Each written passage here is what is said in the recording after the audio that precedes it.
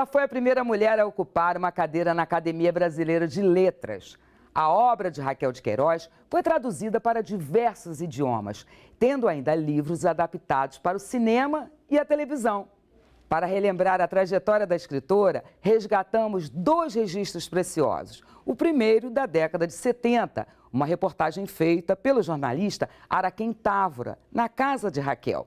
O segundo, uma entrevista feita pela jornalista Hildegard Angel, no estúdio da TV Educativa do Rio, nos anos 80.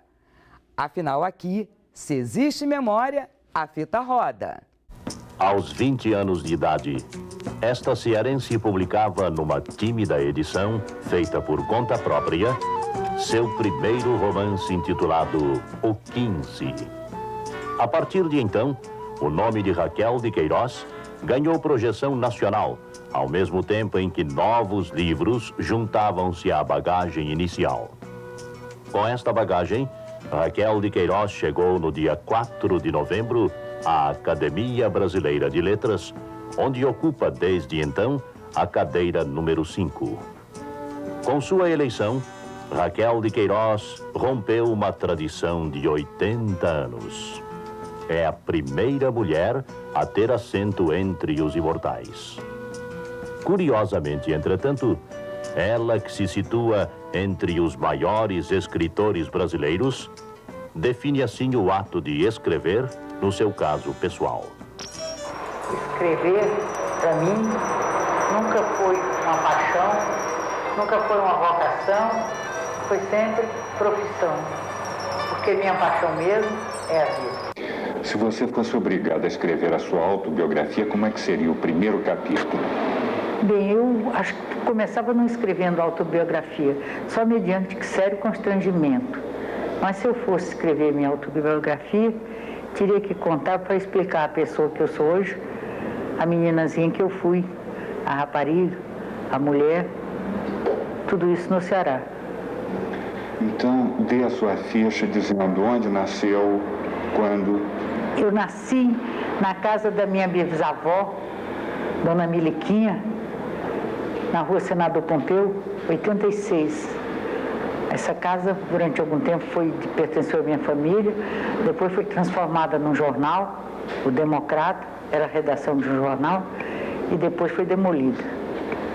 Lá, mas com 28 dias já fui levada para a fazenda, de forma que o que eu sou realmente é uma sertaneja.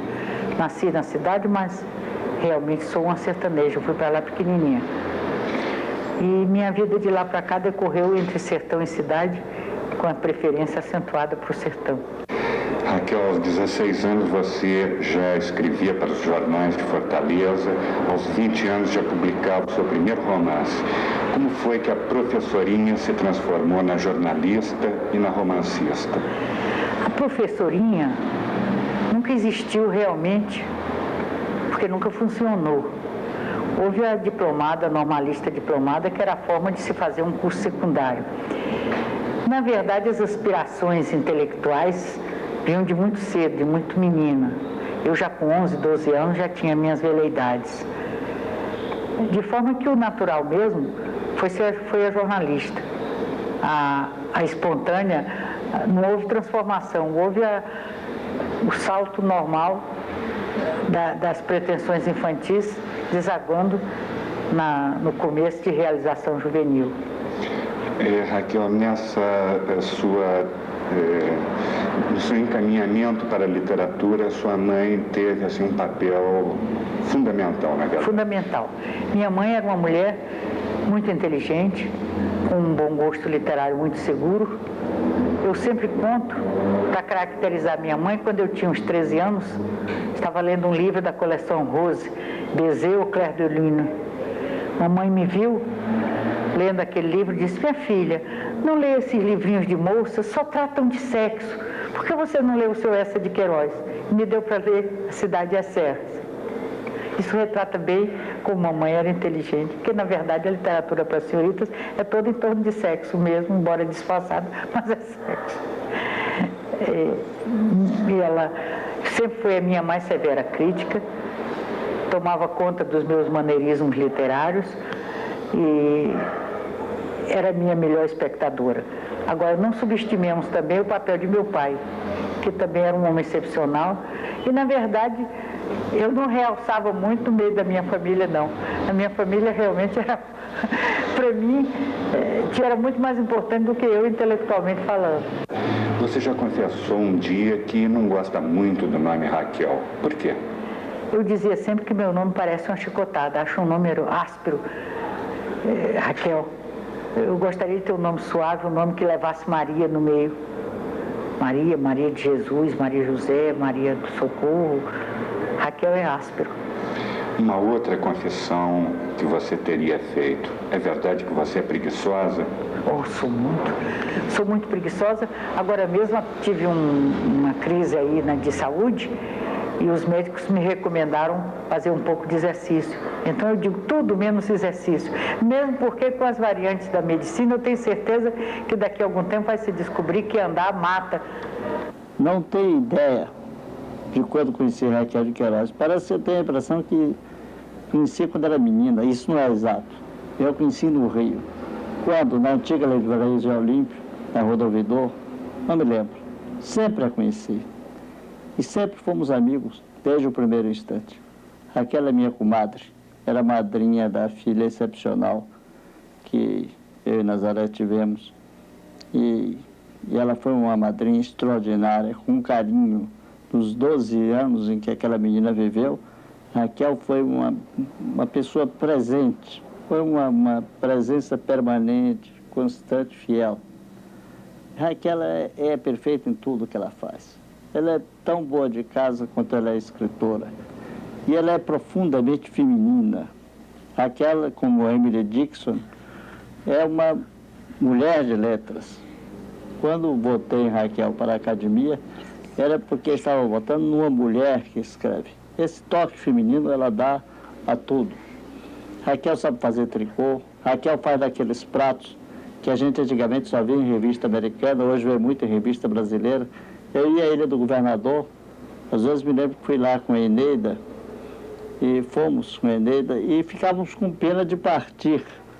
Aquela perfeita composição pictórica, plástica, que eram os pratos que Raquel fazia. Raquel borda, Raquel sabe fazer beiju, Raquel nos ofereceu no Não Me Deixes, o açude estava meio seco, nós chegamos improvisadamente e ela própria preparou o refresco de gaviola. De maneira que ela é tão boa de casa quanto é escritora. E ela tem como escritora todas as artes graciosas do dizer, do contar e do pensar. Seus amigos mais íntimos, Raquel, revelam que você, além da escritora extraordinária que é também uma extraordinária cozinheira. Isso é verdade? Olha, escritora extraordinária, eu não sei se sou. Acho que não sou. Sou uma escritora menor, se já me conformei com isso. Todas as aspirações que a gente tem quando muito novo, de fazer o romance definitivo e tal, com a idade a gente se aquieta e se contenta com seu pequeno lugar. Agora, sou uma grande cozinheira. Isso sou.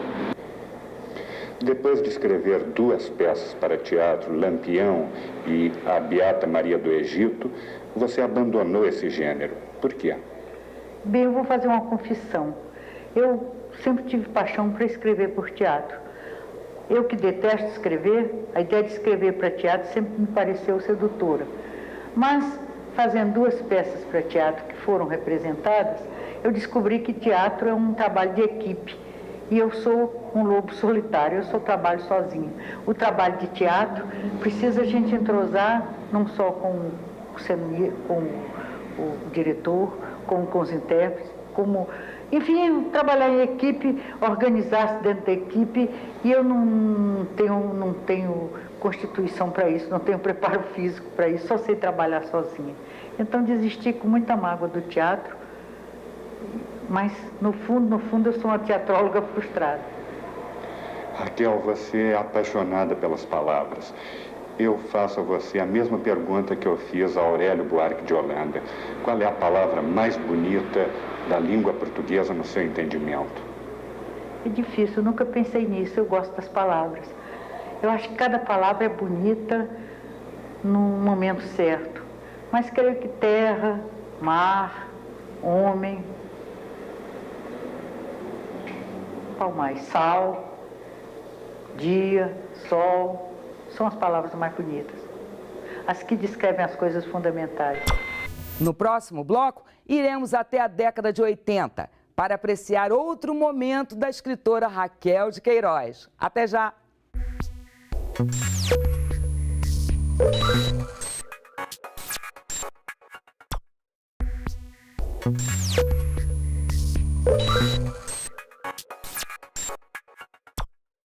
Com uma escrita vigorosa e uma percepção aguda dos acontecimentos cotidianos, Raquel de Queiroz foi uma escritora consagrada. Além de romances, escreveu peças de teatro e um grande número de crônicas nos principais jornais do Brasil. Agora você vai rever uma entrevista com Raquel, feita pela jornalista Hildegard Angel, na TVE do Rio, nos anos 80. Aqui, se existe memória, a fita roda. Eu fiquei na dúvida, não sabia se a tratava como senhora ou como você. Se eu dizia Dona Raquel ou se eu dizia Raquel. E o curioso é que eu sempre a chamei de Raquel, mas não sei se foi um ataque de respeito que eu tive hoje ou se é pela sua postura senhorial ou se é pela impressão que me causa ela ter lançado agora a coletânea de seus trabalhos, de suas obras literárias em 5 volumes. Tudo isso faz com que a gente se sinta diante de uma pessoa extremamente importante, que é a escritora Raquel de Queiroz. Boa noite, Raquel. Boa noite, Hilde. Muito prazer ter você aqui. Muito prazer ter vindo ver você aqui. Raquel, isso acontece muito no seu dia a dia, as pessoas não saberem se a tratam de senhora ou de você, pelo respeito que impõe a sua figura, a sua carreira e a sua importância literária e também pela intimidade que a gente estabelece com as pessoas que de repente, ao longo de suas vidas, se tornam muito famosas. Olha, se acontece, e acontece algumas vezes, dura pouco, porque eu desmoralizo logo a cerimônia. Na verdade, sou uma pessoa inteiramente informal. Raquel, uma vez eu li que você dizia que colocava em primeiro lugar a sua vida pessoal e depois vinha a sua atividade literária, que você preferia se dedicar ao amor, à família, do que à sua carreira. Eu queria que você falasse sobre isso aqui. Eu nunca dei muito essa história de carreira literária, eu nunca levei muito a sério. Embora, curiosamente, eu sou uma boa profissional, eu sou disciplinada, eu trabalho na hora certa. Eu, durante 30 anos, colaborei no Cruzeiro, nunca atrasei uma semana, nunca faltei uma semana. Então, eu sou disciplinada, sou boa profissional. Mas eu não dou muita importância à vida, carreira, obra, essa coisa de obra reunida. É muito bom, estou muito grata, fizeram uns livros muito bonitos. Mas eu, pessoalmente, nunca me dou nenhuma importância nessas coisas. O importante é viver, é conhecer, é sofrer, é amar, é viver. Em outro país, Raquel, uma mulher não tem idade para se casar de novo, né? E no Brasil, curiosamente, existe uma coisa pré-estabelecida contra a mulher, depois de uma certa idade, se casar. Você que tem 78 anos, você admitiria a possibilidade de refazer a sua vida? Estudaria essa possibilidade? Eu não estudaria jamais, porque a presença de Oyama é constante, eu não caberia outra pessoa na minha vida, ninguém, a solidão me serve. Agora, eu acho que cada caso é um caso e, naturalmente, há mulheres que têm necessidade de novos companheiros, e mesmo idosas, arranjam outro idoso como elas, tudo bem. Agora, no meu caso, nem de longe eu encaro essa perspectiva, porque não há necessidade, ou por outro, não há lugar para uma outra pessoa na minha vida. E como é que se preenche a sua solidão? Bem, eu leio, eu tenho os meninos, eu leio, estudo, viajo muito. Agora mesmo vou passar um mês na França. Fui muito ao Ceará, tem a minha fazenda. Vai sozinha? Você viaja sozinha? Não, eu vou com uma amiga que vai também. Mas eu, em geral, viajo também. Eu tenho muitos amigos em Paris e uma roda boa de amigos. A gente está sempre junto quando eu vou para lá. E tem a minha fazenda, tem o Ceará, onde eu vou muito. Eu vou 2, 3 vezes por ano no Ceará. Passo lá 1 mês, 2 meses. Você tem produção na sua fazenda? Gado. Eu tenho um gadinho. E você entende de gado? Eu nasci lá, eu tenho 200 anos de fazendeira. Minha família é mais de 200 anos que são fazendeiros, de forma que meu pai dizia que a gente tinha sangue de boi no nosso sangue. Raquel, você ficou rica com a sua obra, seus livros dão a você um retorno financeiro que permita você ter um padrão mais alto que a média, uma coisa assim? Se eu não tivesse meu trabalho pessoal em outras áreas, principalmente jornalismo, etc., nunca eu poderia viver de direitos autorais. Os direitos autorais são uma chega, embora que eu até seja dos autores que vendo relativamente bem. Os meus livros têm muitas edições, eu não posso me queixar. Mas não, aqui não no dá Brasil, pra viver. não, aqui no Brasil não. E as traduções, eu tenho muitos livros traduzidos na França, Estados Unidos, até no Japão eu tenho livros traduzidos. Tradução é uma coisa muito modesta, muito... Não sei os outros. Creio que talvez o Jorge Amado, que tem... Mas por que o Jorge Amado, é claro que ele vende muito livro, mais do que todo mundo, mas será que só no caso dele os direitos autorais funcionam? Porque... A gente brinca com ele, diz que ele é uma multinacional. A gente diz que ele é uma multinacional. Você foi a primeira das 4 mulheres que hoje em dia são imortais da Academia Brasileira de Letras. Você furou um bloqueio que parecia impossível, né? Como é que foi isso, Raquel? Agora você abriu o caminho para tantas outras. Qual é a sensação de ser uma pioneira? Bem, eu propriamente não fui pioneira porque eu não batalhei. Eu nunca tinha tido pretensões de entrar na academia. Quando a academia, que é uma casa democrática, teve uma maioria que queria mulheres lá dentro, eles admitiram mulheres. E, afinal, eu era mais antiga, estava nessa história há mais tempo, tinha muitos amigos lá dentro, então eu fui eleita. Foi só isso. Como é que eu convivo na academia? É muito bom. A gente, você sabe, ali é para a vida inteira. É vitalício. E então, aquelas amizades, a gente vai se perdoando, os atritos, vai se afinando a convívio. No fim, somos um grupo, por exemplo, morreu agora... O programa está sendo gravado, então a gente fica meio sem noção de tempo. Mas morreu o Zé Cândido Carvalho, que era um velho companheiro, amigo de 40 anos. A gente fica tão magoado, tão sentido. Você perguntou que eu estava de luto. Quem sabe subconscientemente eu não estou botando luto para o Zé Cândido. Para o Zé Cândido. Você falou das pequenas rivalidades do cotidiano, né? Isso deve ser um exercício aprendizado de vida, não? Essas rivalidades se adoçam no convívio e já não há rivalidades assim, porque a gente já são senhores de idade provecta, senhoras de idade canônica. Então, a gente está ali e já não tem esses fogos de mocidade, esses impulsos, esses ímpetos. A gente se acomoda, a gente não tem mais muito o que disputar, o que tinha que ser já é. Como é que é o sucesso sem a competição?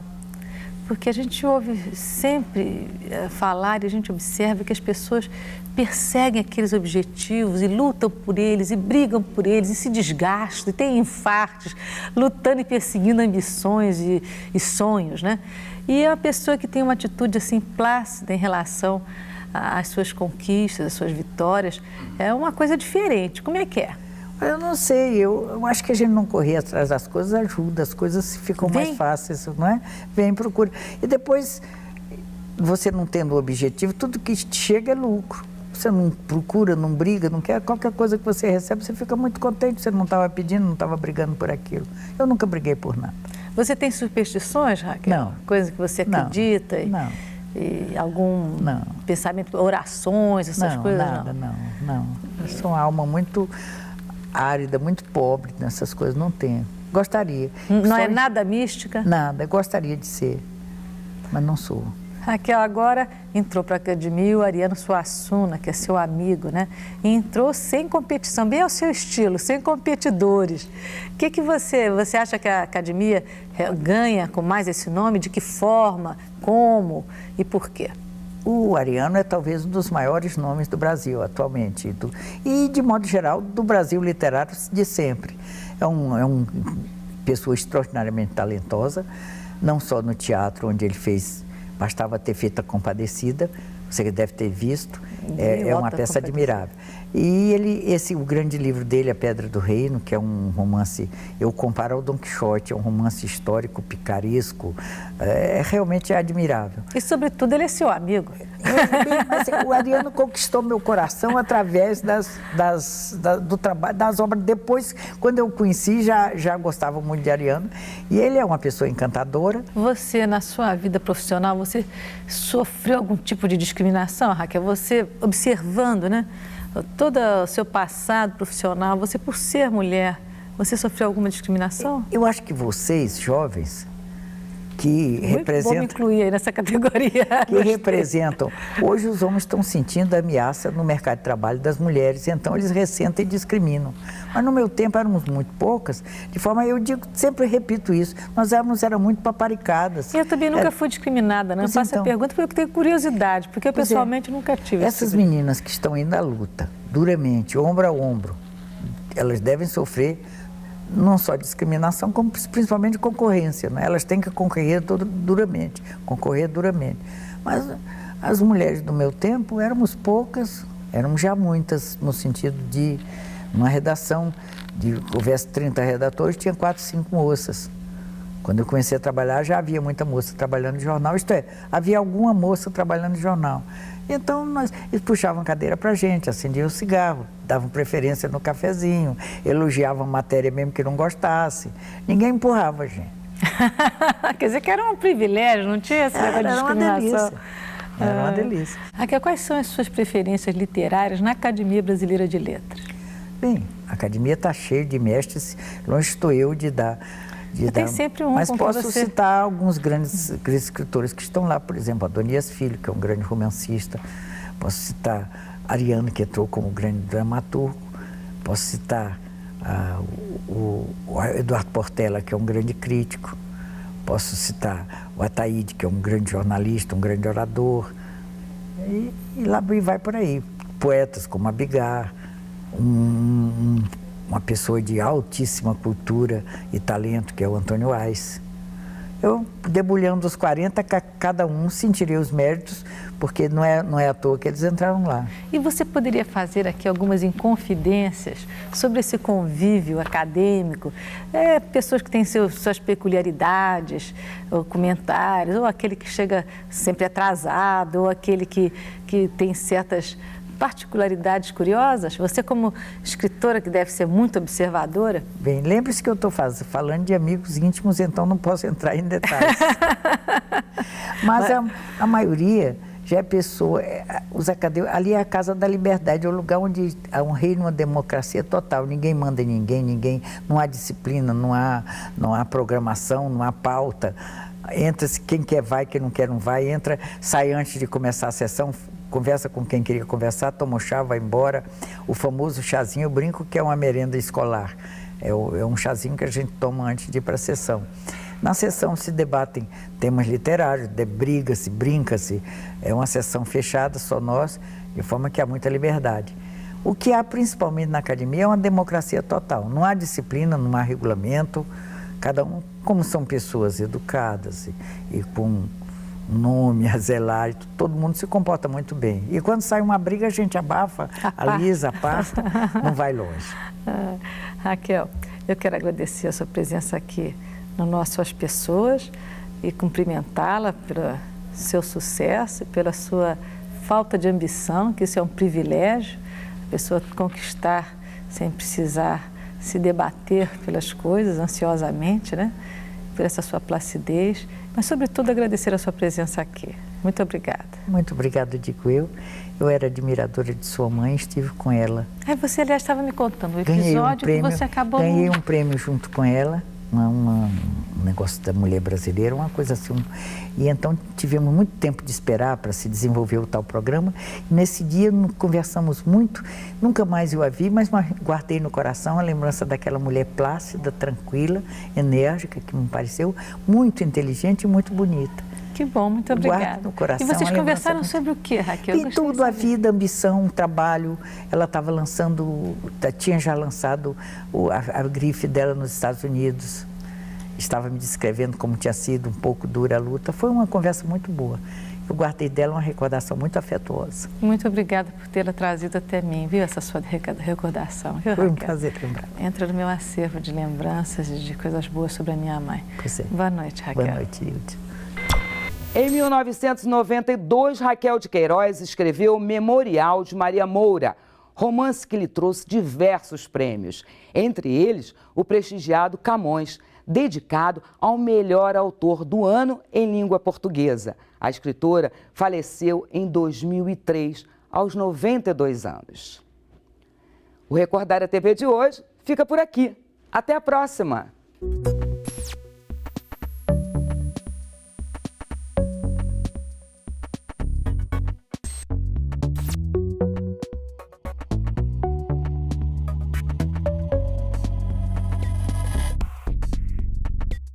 Obrigada.